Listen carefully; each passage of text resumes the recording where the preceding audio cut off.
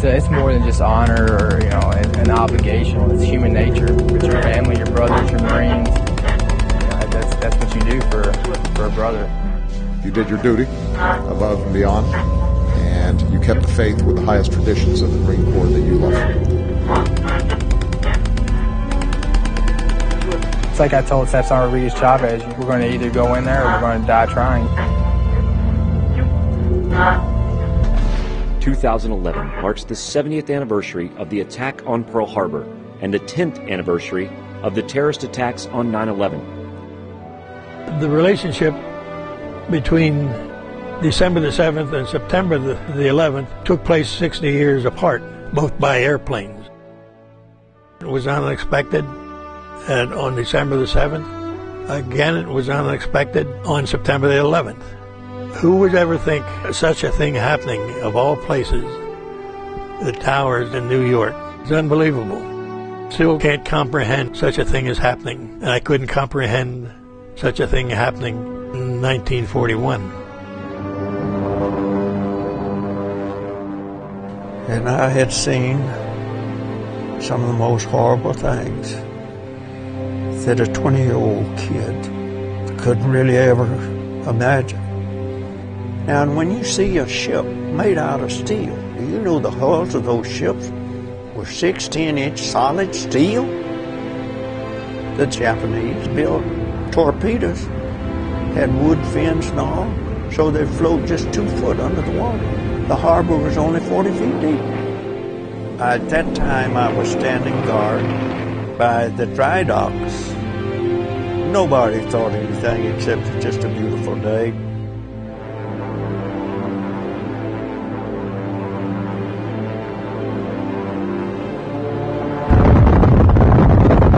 Yesterday, December 7th, 1941, a date which will live in infamy.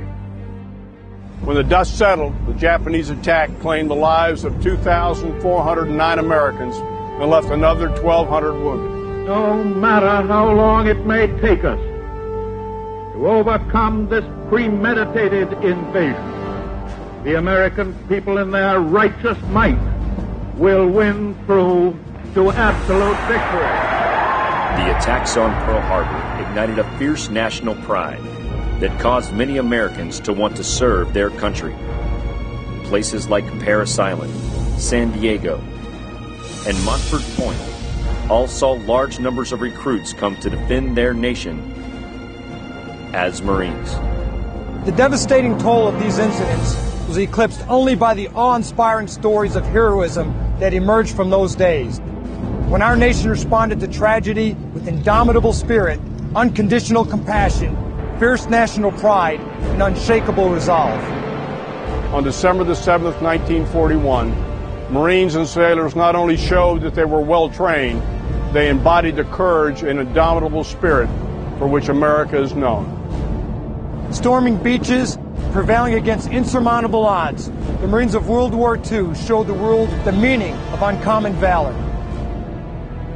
Not until September the 11th in 2001 would the United States see another attack of such magnitude on American soil.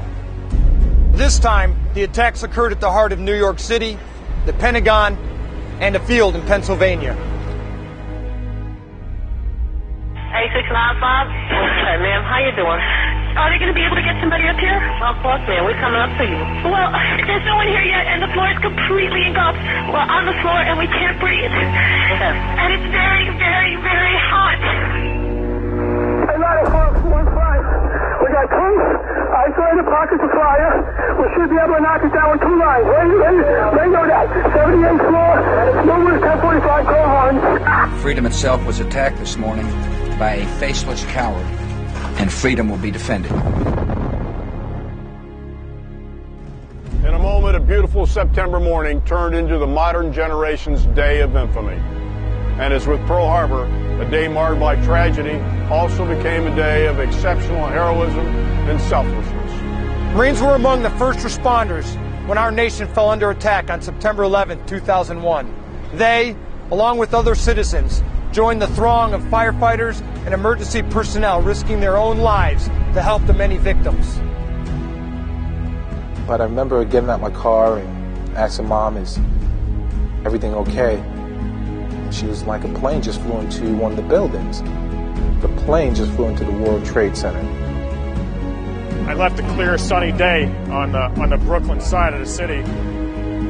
When I got across the bridge, I was ID'd by the NYPD.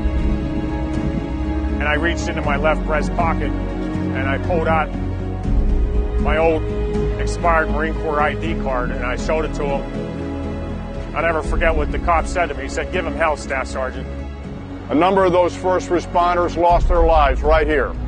Like so many in the 10 years since that day, these Marines thought first of their duty and their fellow Americans, and they didn't hesitate to do the right thing. I remember getting closer and closer to that last tower, and about a quarter of a mile away, I saw the tower collapse right in front of me. And when I got towards Central Park, or Park Row South and Vesey Street, I ran into a group of about 5 military guys that were in their utilities like me. We came under attack. They got into their uniforms and they responded to help out. There's a couple Army guys, Navy guy, and an Air Force guy, and 1 Marine. It was great to see another Marine on site in his uniform, and he introduced himself to me as Staff Sergeant Carnes. I saw the Marine there, and I said, "Hey, Marine, how about let's take a walk?" And we saw about a platoon size of firemen, about 20-some firemen standing in like a platoon formation. And I walked up to him, I said, "This is Staff Sergeant Carnes from the Marine Corps. To your knowledge, has anybody been conducting throughout the day search and rescue operations in the epicenter of the collapse?" They said, "No, Marine, if you go in there, you're going to die." We could see the 16 acres, and there was nobody in there but us. We started yelling out at the top of our lungs, "United States Marines, is anyone here?" We would listen and then proceed about 10 meters and then stop and yell again. We could hear some muffled cries for help coming from what was once the depression of the South Tower. And I remember yelling over to Staff Sergeant Carnes, "Hey, I think I have someone." I said, "Who do we have down there?" And they said, 2 PAPD police officers. They gave me their names. He had heard us yelling out, "United States Marine Corps." And he said to his partner who was trapped with him, Sergeant McLaughlin, he says, "Sarge, the Marines are here. We're going to get rescued." He knew that once he heard United States Marine Corps, that they were going to live. Of the many first responders killed, 23 had previously served their country as Marines. I knew 2 of those Marines very well, both assigned to 6th Communications Battalion. First was my gunnery sergeant, Matthew Garvey, who I'd known for 6 years. The other was a police officer, who was a legend on a police department, as well as being a first sergeant of the 6th Communications Battalion, Michael Curtin. Both perished that morning. We lost 17 Marines that day. We honor them on our Marine Corps birthday, November 10th. We call the roll of all 17 Marines that were killed, and it's an honor and a privilege to be part of that celebration. In the Marine Corps, like when you go out in the combat environment, you know that your life's in jeopardy. I have to do my job to make sure that my brothers survive, and vice versa. It's the same thing when running into a building, the same thing on 9/11. I'm sure the brothers knew at that particular time that they were not going to make it. But they went in and they did their job, and their job was to get those people out. On the days of both attacks, we saw the best of Americans at home. At that moment, strangers became neighbors, and we were all defined by only one word: Americans. From operations in Iraq and Afghanistan, the stories of valor like Medal of Honor recipients Corporal Jason Dunham and Sergeant Dakota Meyer are examples of heroism that emerge.